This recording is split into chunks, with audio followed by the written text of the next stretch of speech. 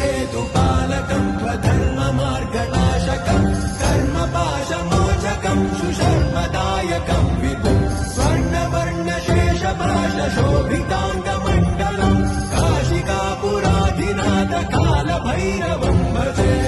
रत्नपादुका प्रभाविरामपादयुग्मकं नित्यमद्वितीयमिष्टदैवतं निरञ्जनं मृत्युदर्पनाशनं करालदं शमोक्षदं काशिकापुराधिनाथ कालभैरवं भजे